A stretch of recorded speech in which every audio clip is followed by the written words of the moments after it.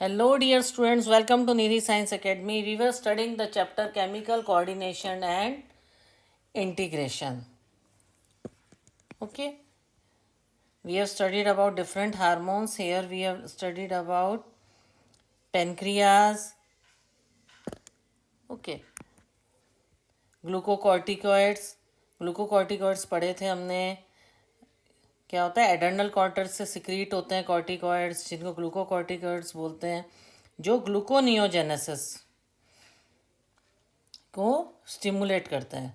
Gluconeogenesis means non carbohydrate sources जैसे हैं, amino acids हैं, इनके थ्रू ग्लूकोज के कन्वर्जन को ग्लूकोनियोजेनेसिस कहते हैं. दो चीज़ें होती हैं, देखिए ये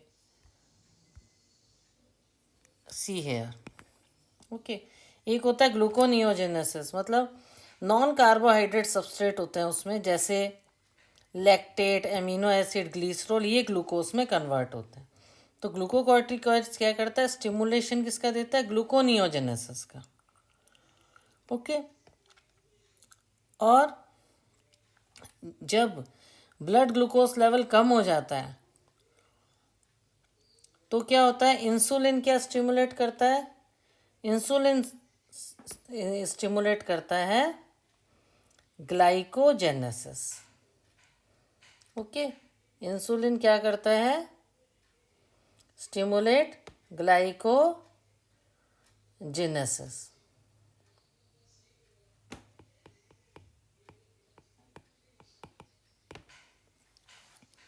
दो चीज़ें पढ़ी हमने. एक तो होता है ग्लाइकोजेनेसिस जो कि इंसुलिन स्टिमुलेट करता है, तो ग्लूकोज का ग्लाइकोजन में कन्वर्जन हो जाता है और हाइपोग्लाइसीमिया हो जाता है. ठीक है, डिक्रीज हो जाता है ब्लड ग्लूकोज लेवल. एक होता है ग्लूकोनियोजेनेसिस जो हमने पढ़ा था, ग्लूकोकॉर्टिकॉइड्स स्टिमुलेट करता है, जो कि non carbohydrate substrate, lactate, amino acid और ग्लिसरॉल जो है, उनसे ग्लूकोज फॉर्म करने को ग्लूकोनियोजेनेसिस बोलते हैं. क्लियर. तो बाई चांस अगर इसके बीच में कुछ आ जाता है, कौन कौन से हार्मोन है जो ग्लूकोनियोजेनेसिस के लिए रिस्पॉन्सिबल है, या ग्लूकोनियोजेनेसिस क्या है, ग्लाइकोजेनेसिस क्या है, कौन सा रिस्पॉन्सिबल है स्टिमुलेशन में, तो you can write it. Clear. Next हम पढ़ेंगे टेस्टिस के बारे में. Testis, a pair of testis जो स्कॉर्टल सैक जो होता है एब्डोमेन के बाहर में मेल इंडिविजुअल में प्रेजेंट होती है. टेस्टिस जो है ड्यूल फंक्शन परफॉर्म करती है, और ये प्राइमरी सेक्स ऑर्गन है मेल्स का, और साथ साथ ये एंडोक्राइन ग्लैंड भी है. एंडोक्राइन ग्लैंड में ductless gland they are present. Testis जो है सेमनीफेरस ट्यूब्यूल्स और स्ट्रोमल और इंटरस्टिशियल टिश्यूज़ की कम बनी हुई होती है. इसमें लेडिक सेल्स होते हैं और इंटरस्टिशियल सेल्स होते हैं, जो कि इंटरट्यूबुलर स्पेसेस में प्रेजेंट होते हैं, और ये प्रोड्यूस करती है ग्रुप ऑफ हार्मोन. कौन सा, androgen and testosterone. These are male sex hormones.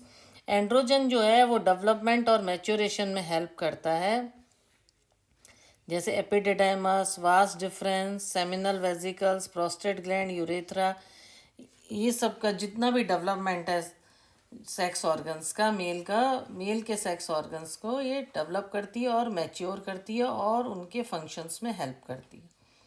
Clear.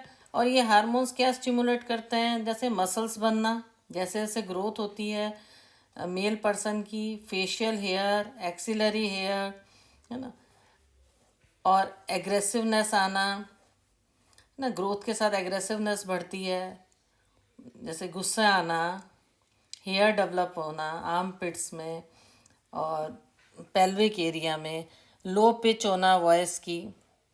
Okay. Androgen जो है स्टिमुलेटरी रोल करता है स्पर्मेटोजेनेसिस में, फॉर्मेशन ऑफ स्पर्म, जो मेल गैमेट्स फॉर्मेशन होते हैं, मेल गैमेट होते हैं स्पर्म्स, उनकी फॉर्मेशन में स्टिमुलेशन का रोल करता है एंड्रोजन. क्लियर. एंड्रोजन जो है सेंट्रल न्यूरल सिस्टम पे एक्ट करता है, और मेल सेक्सुअल बिहेवियर जिसको लिबिडो बोलते हैं उसको ये इस पर ये एक्ट करता है, स्टिमुलेट करता है. ओके. तो ये जो हार्मोन है एनाबॉलिक सिंथेटिक इफेक्ट होता है इसका प्रोटीन पे और कार्बोहाइड्रेट पे. कार्बोहाइड्रेट मेटाबॉलिज्म में भी ये हेल्प करता है।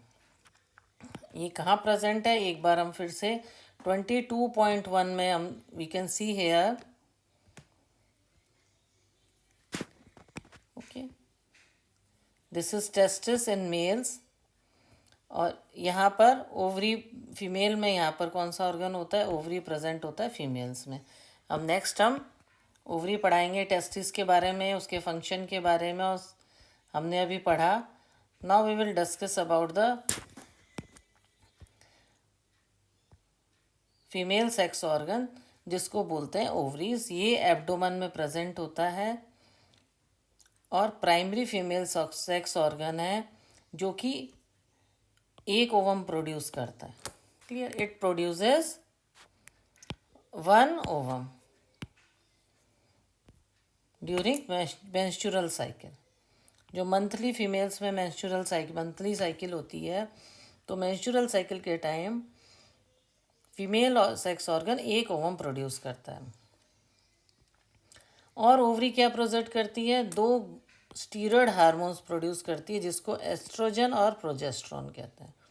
इसमें कौन से थे, इसमें थे एंड्रोजन।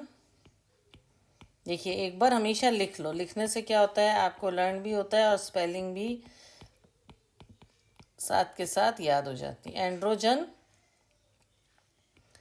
और ईस्ट्रोजन, ये मेल में है।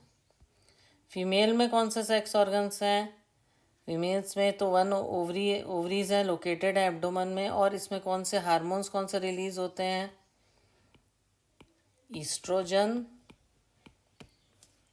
और प्रोजेस्टेरोन।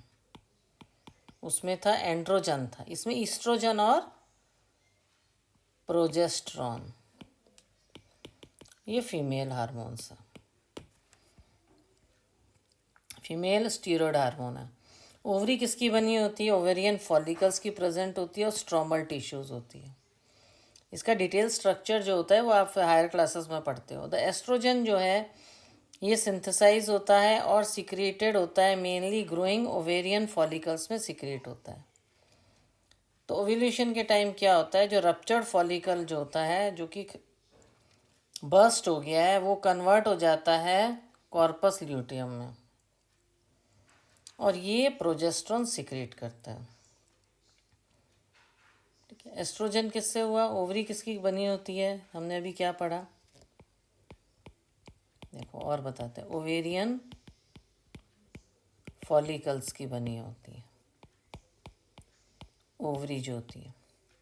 क्लियर, तो एस्ट्रोजन सिंथेसाइज होता है, और कौन, ओवेरियन फॉलिकल्स क्या सिक्रेट करती हैं, एस्ट्रोजन। ओवरी किसकी कंपोज्ड होती है, ओवरी फॉलिकल्स और स्ट्रोमल टिश्यूज की, स्ट्रोमा में जो टिश्यूज होते हैं, है ना, ये भी ओवरियम प्रेजेंट होते हैं। तो ओवरियन फॉलिकल्स रिलीज करते हैं एस्ट्रोजन। एस्ट्रोजन सिंथेसाइज होता है और सिक्रेटेड होता है ग्रोइंग ओवेरियन फॉलिकल से। तो ओवल्यूशन के बाद क्या होता है, रप्चर्ड फॉलिकल जो होता है वो एक स्ट्रक्चर में कन्वर्ट हो जाता है।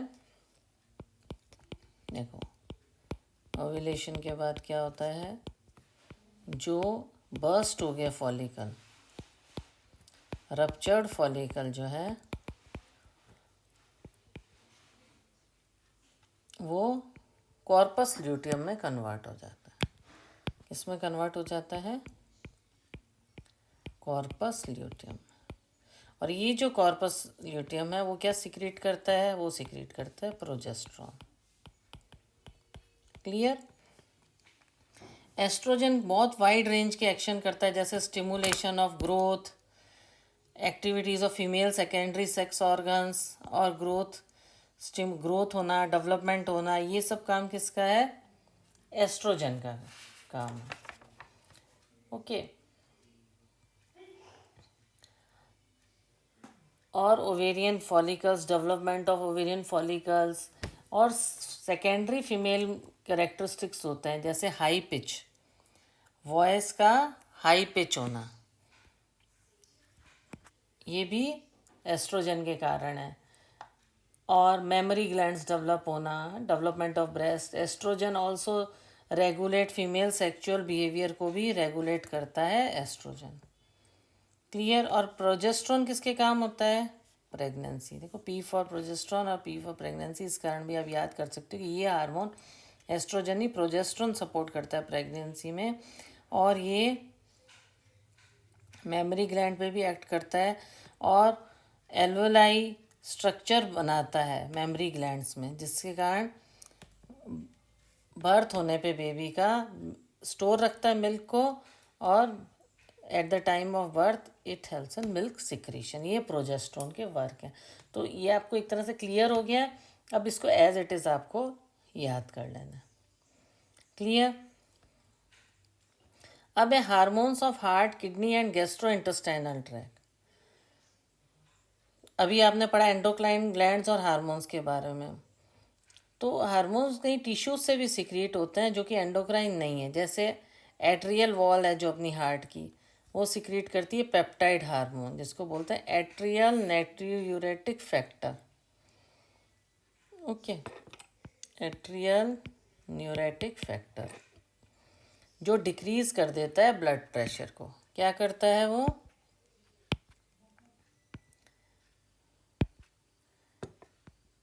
ANF, जो क्या करता है? डिक्रीज कर देता है आपके ब्लड प्रेशर को। क्लियर।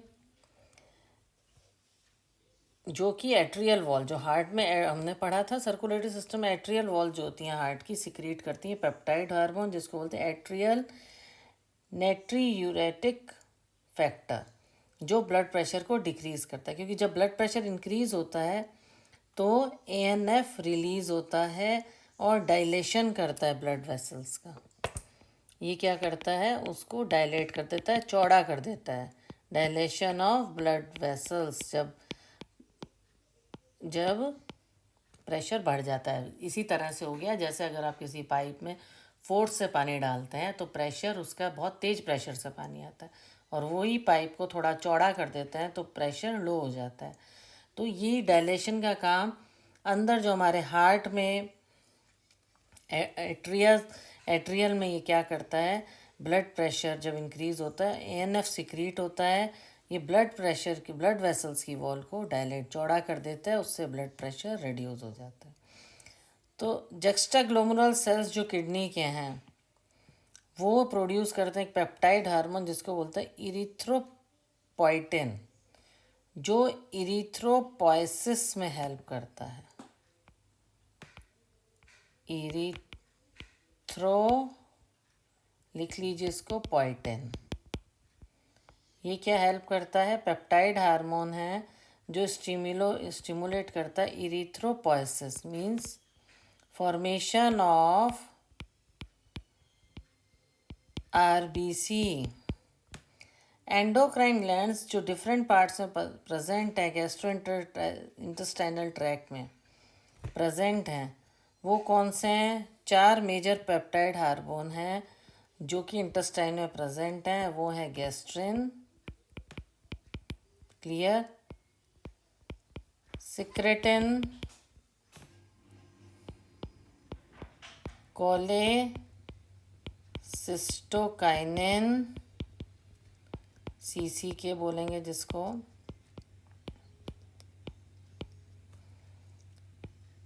और gastric inhibitory peptide, gastric inhibitory peptide. तो 4 हार्मोन रिलीज होते हैं। गैस्ट्रिन का क्या काम है? पहला गैस्ट्रिन पढ़ेंगे गैस्ट्रिक ग्लैंड्स पे, जैसा कि नाम पड़ा है, गैस्ट्रिन ग्लैंड्स पे एक्ट करता है और पेप्सिनोजन और हाइड्रोक्लोरिक एसिड को रिलीज करता है, HCl और पेप्सिनोजन में। सिक्रेटिन एक्सोक्राइन पेनक्रियाज में, पेनक्रियाज पे एक्ट करता है, ये सिक्रीशन करता है वाटर का और बाइकार्बोनेट आयंस का। ठीक है, पेनक्रियाज और बाइकार्बोनेट आयंस का ये सिक्रेटिन करता है। क्लियर। फिर सीसी के दोनों पेनक्रियाज और गॉल ब्लैडर दोनों पे एक्ट करता है और सिक्रीट करता है पेनिक्रेटिक एंजाइम और bile juice.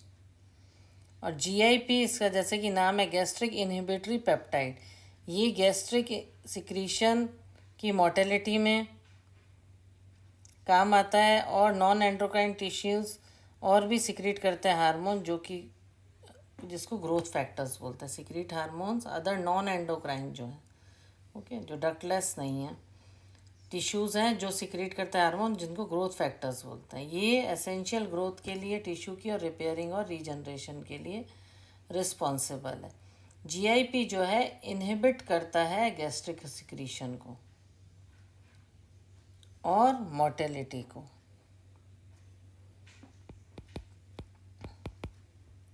Inhibit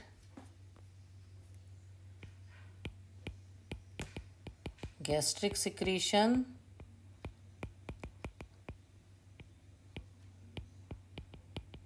and motility, इनको ये इनहिबिट करता है। Okay, gastrin, secretin, cholecystokinin and gastric inhibitory peptide. Gastrin किस पे एक्ट करता है? गैस्ट्रिक ग्लैंड पे, और स्टिमुलेट करता है। गैस्ट्रिन जो है स्टिमुलेट करता है हाइड्रोक्लोरिक एसिड और पेप्टाइड को, और सिक्रेटिन जो है वो क्या करता है? Exocrine, pancreas, act on pancreas पे, और सिक्रीशन ऑफ वाटर और बाइकार्बोनेट, ये सिक्रेटिन का काम है। और सीसी के जो है कॉलीसाइसिस्टोकाइनिन जो है वो पेनक्रियाज और गॉल ब्लैडर दोनों पे एक्ट करता है, और पेनक्रियाटिक एंजाइम और बाइल जूस उस पे एक्ट करता है। और जीआईपी इनहिबिट करता है गैस्ट्रिक सिक्रीशन और मोटेलिटी को। और नॉन एंडोक्राइन टिश्यूज़ होते हैं जिनको ग्रोथ फैक्टर्स कहते हैं, जो कि एसेंशियल होते हैं नॉर्मल ग्रोथ के लिए और रिपेयरिंग के लिए। क्लियर? अब मैकेनिज्म ऑफ, अब तो ये सारा हमने हार्मोन्स, डिफरेंट हार्मोन्स पढ़ लिया, उसको समझ लिया। साथ साथ हमें इसमें ये भी समझना है किस किस का क्या फंक्शन है। इसको लर्न करने के बाद हम क्या देखेंगे? मैकेनिज्म क्या है हार्मोन एक्शन का। हार्मोन प्रोड्यूस करते हैं इफेक्ट टारगेट टिश्यूज़ पे, स्पेसिफिक प्रोटीन्स के साथ बाइंड करते हैं। हार्मोन्स क्या होते हैं? स्पेसिफिक जो हार्मोन रिसेप्टर्स हैं उनके साथ बाइंड होते हैं। क्लियर? जो कि टारगेट टिश्यू में प्रेजेंट है। हार्मोन रिसेप्टर्स जो होते हैं वो सेल मेम्ब्रेन में प्रेजेंट होते हैं, है ना, जैसे ये सेल मेम्ब्रेन है। क्लियर? ये सेल मेम्ब्रेन है। अब ये आप ये सोच लो कि ये रिसेप्टर है, ठीक है। कि यहाँ मान दो ये जो है ये आपका हार्मोन है। क्लियर?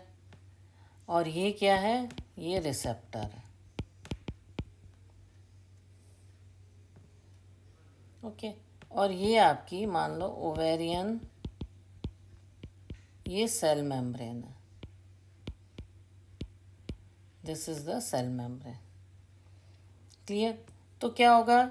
हार्मोन रिसेप्टर्स जो होते हैं टारगेट टिश्यूज पे लोकेटेड होते हैं। जैसे हार्मोन रिसेप्टर्स सेल मेम्ब्रेन में प्रेजेंट है तो उसे मेम्ब्रेन बाउंड रिसेप्टर्स कहेंगे। और जो अंदर प्रेजेंट है, सेल के अंदर प्रेजेंट है, उन्हें इंट्रा सेल्यूलर रिसेप्टर्स कहते हैं।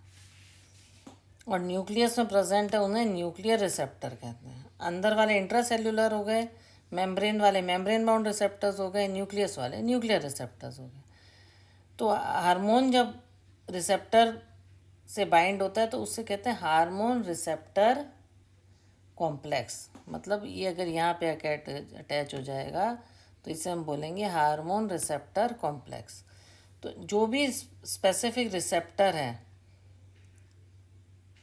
वो एक हार्मोन के लिए स्पेसिफिक है कि उसके साथ ही बाउंड होएगा। तो रिसेप्टर्स भी स्पेसिफिक है, हार्मोन भी स्पेसिफिक है। तो हार्मोन रिसेप्टर कॉम्प्लेक्स से क्या होता है? बायोकेमिकल चेंजेस होते हैं टारगेट टिश्यू में। टारगेट टिश्यूज मेटाबॉलिज्म है, फिजियोलॉजिकल फंक्शंस जो हैं वो रेगुलेट होते हैं हार्मोन्स पे। क्लियर?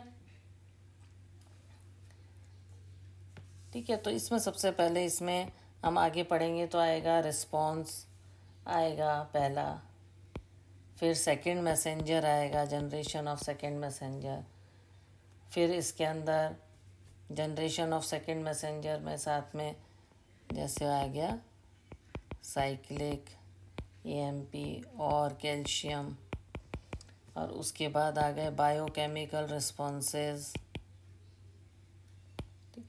उसके बाद आ गया फिजियोलॉजिकल ग्रोथ, है ना, जिसको ओवेरियन ग्रोथ बोल दिया। तो इस तरह से जैसे मान लो ये ओवेरियन सेल मेम्ब्रेन है, ये हार्मोन है, रिसेप्टर्स है, ये रिसीव किया, उसके बाद क्या हुआ, एंटर द टारगेट सेल और जनरेट किया सेकंड मैसेंजर को, cyclic AMP, IP3, calcium etcetera, जो रेगुलेट किया उसने सेल्यूलर मेटाबॉलिज्म को, और हार्मोन्स इंटरेक्ट हुए इंट्रासेल्यूलर रिसेप्टर्स से, स्टीरियोड हार्मोन से, आइडोथायरोनिन से, और उन्होंने रेगुलेट किया जीन एक्सप्रेशन और क्रोमोसोम फंक्शन, और इसमें इंटरेक्शन हुआ और ग्रोथ में, फिजियोलॉजिकल डेवलपमेंट में अफेक्ट डाला है। देखो आगे हम और क्लियर करते हैं इसमें डायग्राम में। सी है फिजियोलॉजिकल फंक्शन जो है वो रेगुलेट होता है हार्मोन से। केमिकल नेचर से हार्मोन को डिवाइड किया गया है, पेप्टाइड, पॉलीपेप्टाइड, प्रोटीन हार्मोन। ये जो हार्मोन है insulin, glucagon, pituitary hormone, hypothalamic hormones, जो आप पहले भी पढ़े हो। स्टीरॉयड से कॉर्टिसोल, टेस्टोस्टेरोन, एस्ट्रेडायल और प्रोजेस्टेरोन। क्लियर। आइडोथायरोनिन बोलते हैं थायराइड हार्मोन को। एमिनो एसिड डेरिवेटिव्स है एफिनेफ्रिन, ये आप लिख के याद कर लीजिए। हार्मोन जो कि इंटरेक्ट करते हैं मेम्ब्रेन से, बाउंड रिसेप्टर से, वो एंटर नहीं करते टारगेट सेल में नॉर्मली, और वो जनरेट कर देते हैं second messenger. They generate the second messenger, जिसको जैसे साइक्लिक एएमपी, एडेनोसाइन मोनोफॉस्फेट या कैल्शियम, और वो रेगुलेट करते हैं सेल्यूलर मेटाबॉलिज्म को। ठीक है, इनको सेकंड मैसेंजर को डेवलप कर देते हैं, जो कि हेल्प करते हैं बायोकेमिकल और फिजियोलॉजिकल रिस्पॉन्सेज में। तो सेल्यूलर मेटाबॉलिज्म में हेल्प करते हैं हार्मोन, फिर इंटरेक्ट करते हैं इंट्रासेल्यूलर रिसेप्टर से। मोस्टली जो जीन एक्सप्रेशन और क्रोमोसोम फंक्शन जो होता है वो हार्मोन रिसेप्टर कॉम्प्लेक्स का जीनोम के साथ होता है। तो क्यूमुलेटिव बायोकेमिकल एक्शंस से फिजियोलॉजिकल और डेवलपमेंट इफेक्ट, फिर बॉडी में चेंजेस आने लग जाते हैं। ठीक है, पहले इंटरनली बायोकेमिकल चेंजेस होंगे, फिर एक्सटर्नली फिजिकल चेंजेस भी होने लगेंगे। देखिए इस डायग्राम में भी बताया गया, ये देखिए ये हार्मोन ईस्ट्रोजन है, ये यूट्राइन सेल मेम्ब्रेन बताइए, ये यहाँ पे ये कॉम्प्लेक्स बन गया, ये देखिए हार्मोन रिसेप्टर कॉम्प्लेक्स, जैसे कि मैंने बताया, ये न्यूक्लियस है, ये जीनोम है। ठीक है, तो ये एमआरएनए डेवलप हुआ, फिर प्रोटीन में मैसेंजर किया, फिर फिजियोलॉजिकल रिस्पॉन्स से टिश्यू ग्रोथ और डिफ्रेंशिएशन हुआ। तो हम क्या बोल रहे थे कि हार्मोन्स इंटरेक्ट होते हैं इंट्रासेलुलर रिसेप्टर से, जैसे स्टीरॉयड हार्मोन से या आइडोथायरोनिन से। तो वो क्या रेगुलेट करते हैं, जीन एक्सप्रेशन और क्रोमोसोम फंक्शन। तो हार्मोन रिसेप्टर कॉम्प्लेक्स बनता है जीनोम के साथ। ठीक है, जीनोम के साथ क्या बनता है, कॉम्प्लेक्स बन जाता है hormone receptor complex with genome, और उससे फिजियोलॉजिकल और डेवलपमेंट इफेक्ट आता है। क्लियर। तो इसमें डायग्रामेटिक रिप्रेजेंटेशन बताया हार्मोन एक्शन का। प्रोटीन हार्मोन ए में और बी में स्टीरॉयड हार्मोन, ये हमने स्टीरॉयड हार्मोन के बारे में। क्लियर। अब ये पूरा आपको क्लियर हो गया होगा, जो जो मैंने इसमें चैप्टर में आपको पढ़ाया है, जितने अलग अलग तरीके से हार्मोन्स का पढ़ाया, इंटीग्रेशन, रेगुलेशन, हार्मोन से कैसे मेटाबॉलिज्म हमारा रेगुलेट होता है, और कितने टाइप के हार्मोन्स होते हैं, है ना, इन सब के बारे में पढ़ाया, ग्लैंड्स के बारे में पढ़ाया हम। ठीक है, तो I think it will be clear. देखो शुरू से अगर हम देखें तो हमने क्या क्या इसमें पढ़ लिया आज के चैप्टर में। ये देखिए आज के चैप्टर में हमने यहाँ से शुरू किया था चैप्टर। आई होप आपको बहुत अच्छे से क्लियर हो गया। केमिकल कोऑर्डिनेशन, पहले हमने एंड्रोक्राइन ग्लैंड और हार्मोन पढ़ा, फिर we have read about human endocrine system, hypothalamus, pituitary gland, then pineal gland, thyroid gland, और साथ में इनसे रिलीज होने वाले हार्मोन और उनके function, parathyroid gland, thymus, adrenal gland, pancreas, testis, ovary, और hormones of heart, kidney, gastrointestinal tract, और फिर इनका मैकेनिज्म क्या है। तो हमने इतना कुछ पढ़ लिया। It was a interesting chapter. अब इसको आप अच्छे से बार बार सुनिए, लिखिए और इसको लर्न कीजिए। क्लियर? आई होप जो भी मैंने आपको पढ़ाया आपको बहुत अच्छे से समझ आया होगा। और if you are understanding it well, then please like, share and subscribe. Okay, thank you.